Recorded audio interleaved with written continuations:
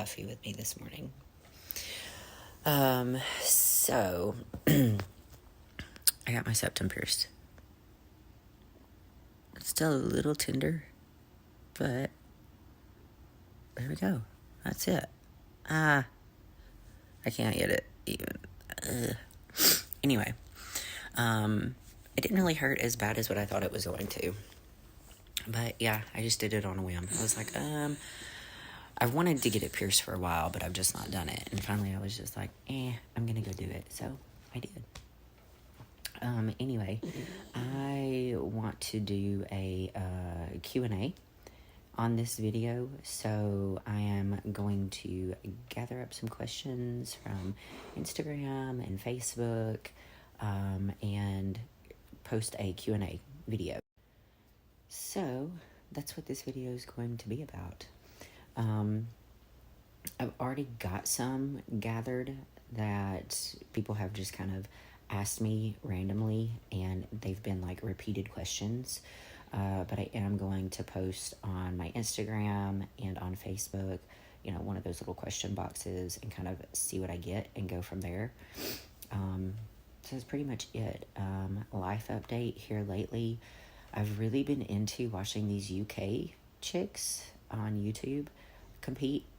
So many shows in the UK were like shut down and canceled.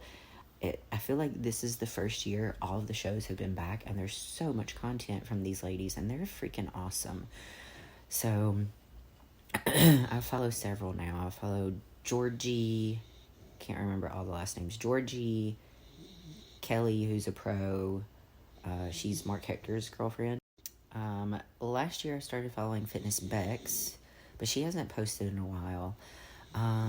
And there's a couple other girls. This girl that I've just now started, oh my god, what is her name?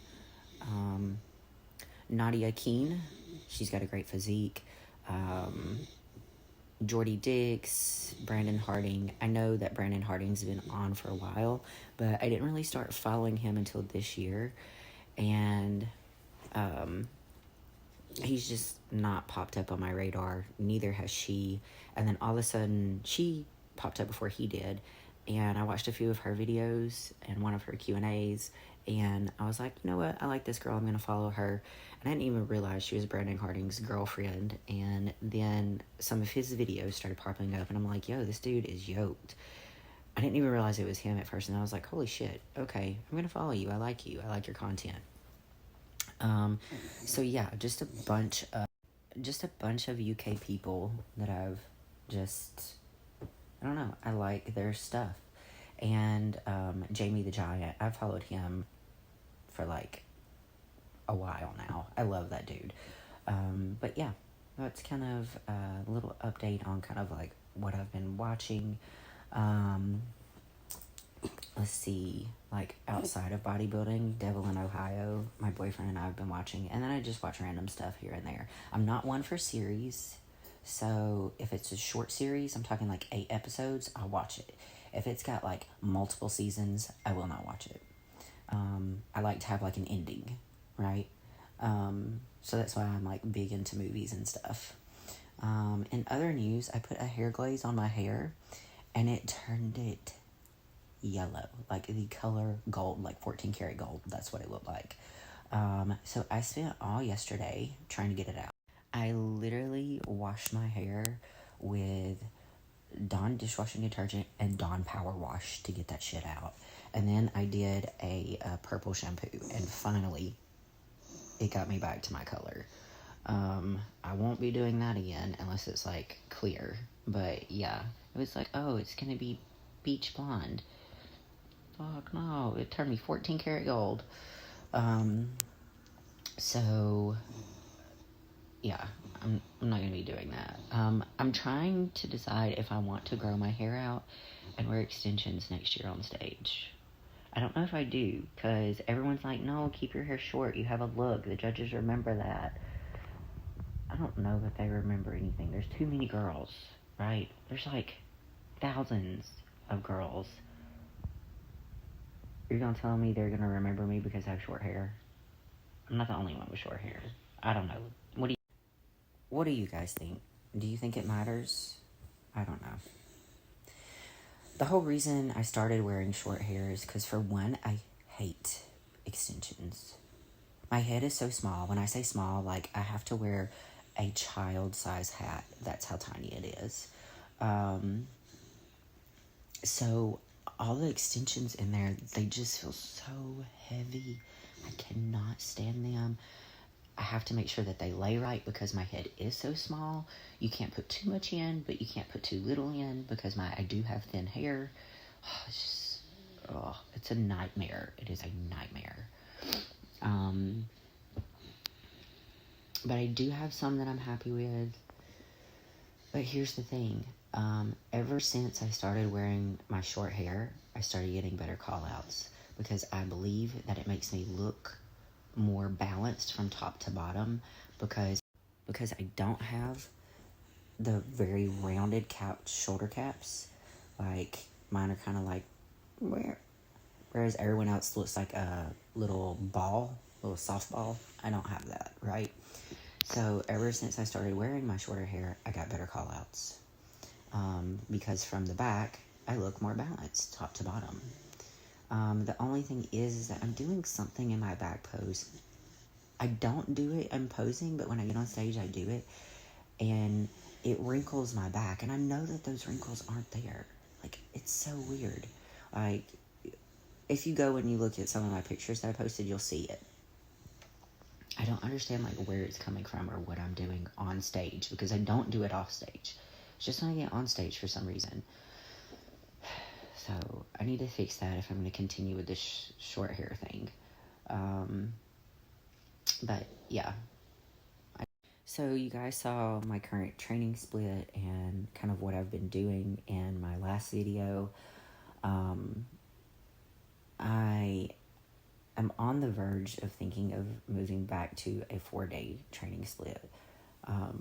Just because I really liked it. I liked the extra rest days. I've been training Monday, Tuesday, Wednesday, off Thursday, Friday, Saturday, off Sunday. But I'll be honest with you, I feel better when I have rest days that are in a row, like 2 rest days in a row. So if I do keep a 5-day training split, I think I'm going to start taking Mondays off again, which kind of sucks because Ryan trains on Mondays and we've been doing back together and that's been a good time for us. But also I'm really tired. Like, I don't know that I'm going to go today and train. If I do train, I'm going to train Tuesday through Saturday and not have a rest day until Sunday, Monday. But I don't know, guys. I have a client consultation today at noon. I don't work talking like as in physically go to my studio on Sundays and Mondays, but I do work on client plans and stuff throughout the weekend. I answer questions, blah, blah, blah. If potential new clients want to do a consultation, I'll do it. I don't make them wait. So, because I was in sales, so I do know that you need to talk to someone as soon as possible. Otherwise, they're going to change their mind. So, yeah, that's kind of where we're at with that. Business is going very well. I have the usual clients coming in, clients leaving. Here lately, I have not had very many committed people. Like, in the past 2 months, like, people will come and then they just drop off. But it's getting that time of year where this happens. So usually October 31st through February 1st is a very big downtime for me, and I have to make sure that I'm prepared financially because it's happened before where I've literally lost 50% of my clients. So, yeah, I'm not even being dramatic when I say that. Like, there was one year, it literally happened the week of Halloween. I lost like 10 clients. And then Thanksgiving rolled around and I lost more. And then Christmas rolled around and I lost more. And then I didn't make those clients up until like February. But that's how it happens with me. Ryan says his downtime is from like January to September. Mine, on the other hand, is October through mid-February. But that is just the nature of the game, the nature of this business. and it is what it is. So, anyway, guys, that's kind of like what's going on in my life. I need to get to Alabama to see my family. I'm going to try to go down there for my mother's birthday. I didn't realize it fell the week before the Night of Champions show. So it's 2 weekends in a row I'm going to be gone. Like, this year has been hell for travel. I told Ryan next year, like, we are not going to these shows unless our clients pay for us to be there. Like, we literally spend $1,000 every time we go. So yeah, there's that. I can't do it. Plus the travel itself was hell on us, and we were both like, either he was in contest prep or I was in contest prep. Ugh. But anyway, guys, I digress. I'm starting to ramble. I feel really good about my physique right now. I feel pretty confident in everything. I'm super happy with how things are going. So, yeah. Buffy, what about you? Anyway, I don't do another check-in until Friday.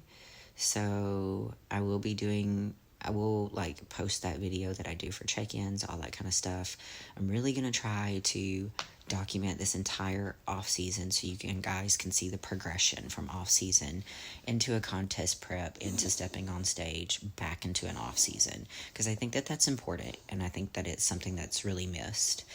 Just because when you get into off season, a lot of things don't go on, a lot of things don't happen. It's pretty much just trying to stay consistent, keep things the same.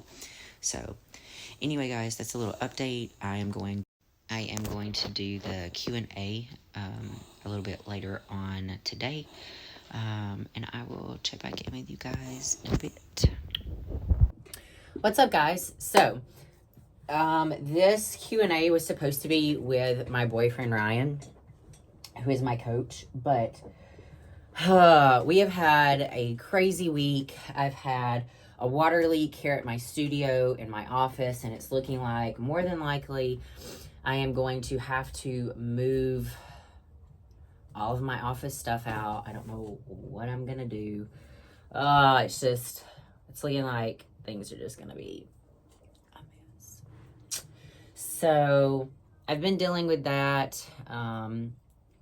I also started working with a couple of new clients. I've got like 3 new clients on my roster. So, and I really picked them up, honestly, like back to back. They literally all contacted me like on the same day. It was really weird, but that's how it happens sometimes. But so I thought I would do the Q&A, with myself as a competitor and a coach. Because there were several questions that I've gotten asked and been asked and all this kind of stuff. So let's just go over it. So the first one I always get is, what is your experience? So I graduated college from the University of Alabama. I do have a degree in psychology and criminal justice. However, I have been certified as a trainer since 2004. And I'm actually double certified. I am certified as just your regular CPT, certified personal trainer, and then I also have an advanced certification, meaning I can work with people who need corrective exercises. So I have that as well. I'm also certified in nutrition and yoga. So I have all of that as well. I have been working with clients since I've been in college. So while I was in college getting my degree, I worked as a trainer at a local gym, and then also at the University of Alabama Rec Center. So even after graduating college and starting my career in the corporate world, I still worked with clients all throughout that time. I just didn't keep a very big roster. It was maybe like 2 people, right? And then in 2012, that is when I hired my own coach and started competing.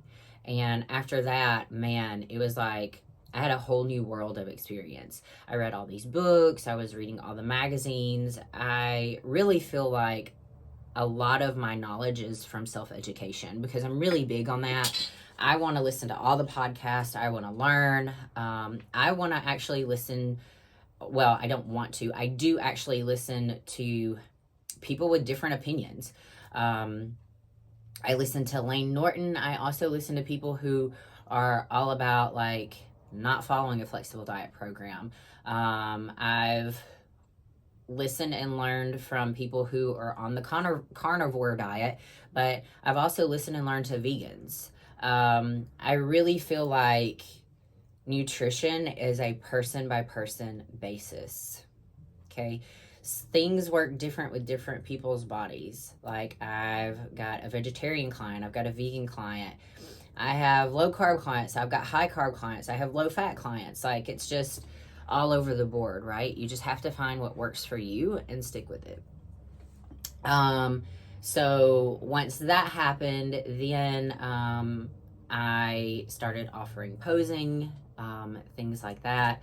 I'm really self-taught on posing as well. I started competing at a time where there was no information. Bikini was just a year-old division, and the posing has evolved quite a bit since then. So, yeah, there's that. I started working with competition prep clients in 2016. That's when I really felt comfortable enough to start saying, hey, I think I could prep other people for the stage. And I've been doing that ever since. I left the corporate world where I was an inside sales manager and began running. Well, I initially worked for other gyms as a fitness manager, building up the personal training team and staff and sales and all that kind of stuff. And then from there, I left out and now I'm here, my own business. Let's see.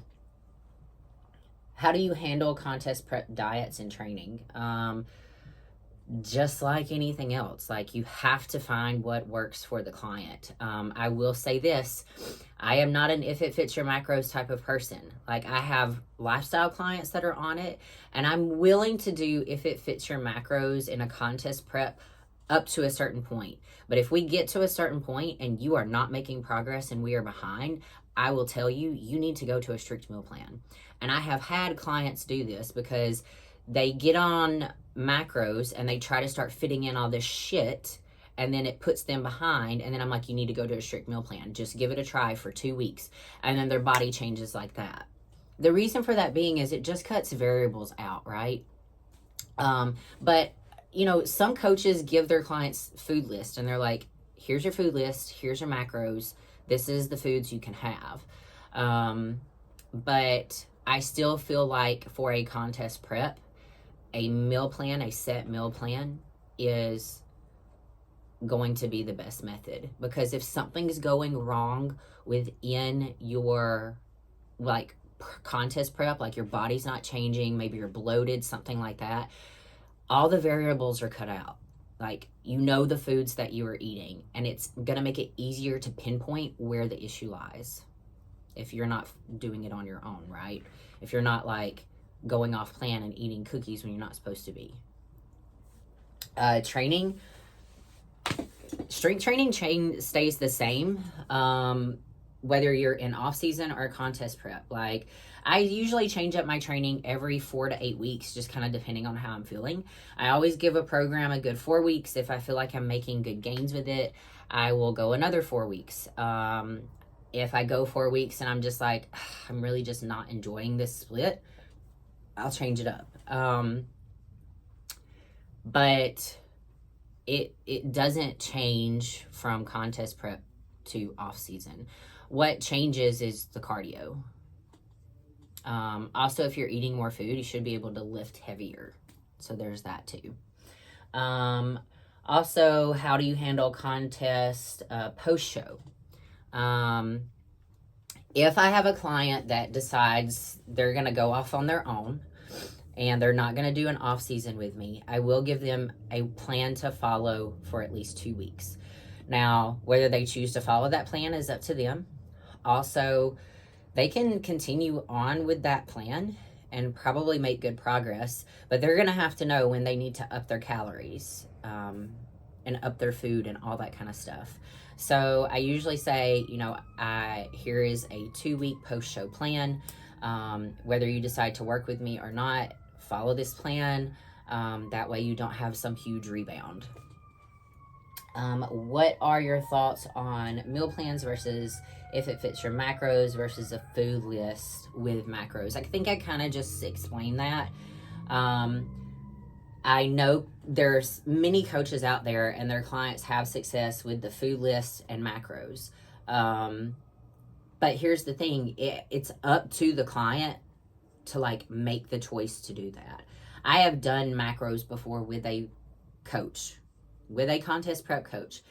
And I know that it doesn't work for me because I kept trying to find myself manipulating my macros to fit things in that I wanted, that I just wanted. Like I was trying to fit in more protein balls, and I was trying to see if I could fit in a cookie. Like I was just like, but macros for some people work. That's what I'm saying. Like you have to find like what works for you.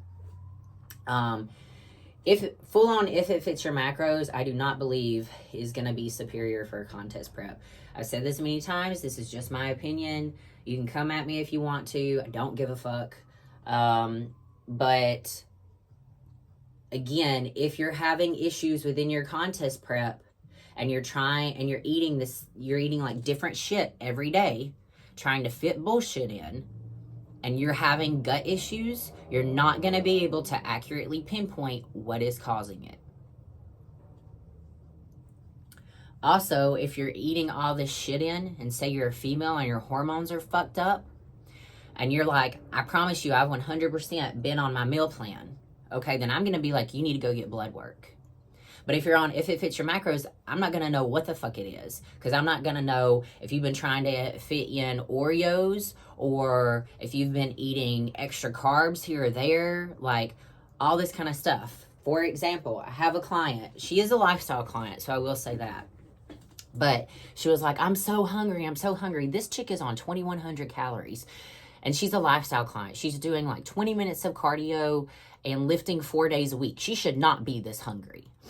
And I was like, I went and I looked at her macros because it syncs up with my app. And I'm like, okay, she's hitting her numbers. So what's the deal? And I was like, send me how you're eating your food. Well, the bulk of her food was in like her first 2 meals. And she was finishing her meals out and her macros out by 6:30 at night. Well, no wonder she wakes up in the middle of the night. She's fucking hungry. You know what I'm saying? So I had to send her a split and say, you need to separate your meals out. You need to try to get 30 grams of protein at each meal. You need to try to space your meals like this. So your last meal is done by like 8:30, 9 o'clock at night. So I do not, if it fits your macros for a lifestyle client, I will do it with you. If it fits your macros for a contest prep client, you need to find another coach. How do you decide if someone needs a more aggressive plan? Well, that's what their physique looks like and what show they're wanting to do. So if they're wanting to do a show at 8 weeks out and they got 20% body fat, I'm going to be honest with you. I'll tell that person they need to push for another show. But if they're like dead set on doing it, I'm like, all right, well, here we go. Time to hammer down. This is what we're going to do. So it really just kind of depends on the person, the physique, and how long we have to get there. How do people, just kidding. Should you cut or build first before you decide to compete? Well, as a coach, if you're a new client coming to me and you've never competed for, I don't know what you're going to look like when we cut. So you may be the next Miss Olympia.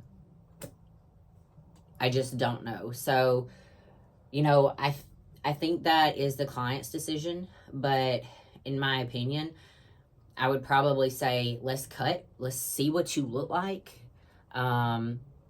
Whether or not you decide to step on stage, we can make that decision. Like, just because you cut doesn't mean you have to step on stage. So we can cut down and see what you look like. And if I think like you're going to be competitive, Or if you just really want to step on stage, we'll do that. But if when we cut and I say, we probably need to roll into an off season, you need more muscle mass, or we need to make adjustments here or there, then we kind of pull back and go from that point. I hope that makes sense. Thoughts on contest prep damages to metabolism. Here is what I believe happens. Yes, some people have to get on super low calories and super low carbs to get into contest shape. I think it's how you come out of that determines whether or not you're going to fuck yourself up or not. Because a lot of women that are on those low calories and stuff for so long, they are not going to be able to just come out of a contest prep or a calorie deficit and not go ham and eat all kinds of bullshit. So I think it's how you handle coming out of that. Plus, I don't think anyone should be on super low calories for a long period of time. If I have to drop someone down that low, I will only do that for 2 weeks, and then we slowly come out of it. We don't just pop right out.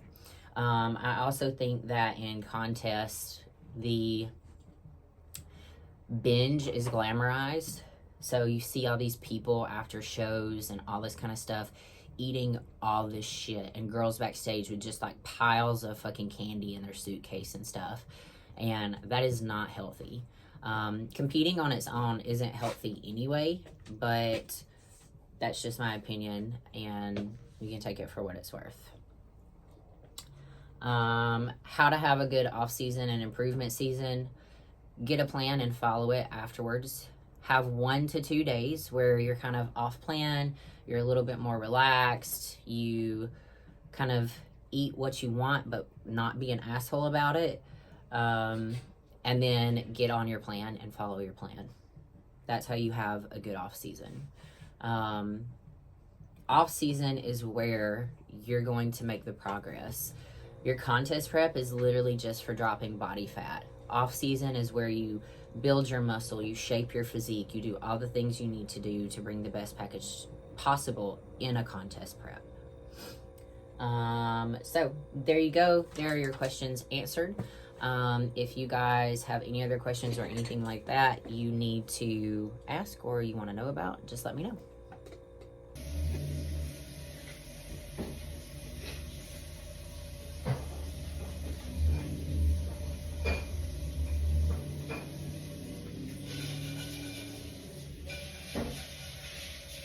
What a sweet rebound, man.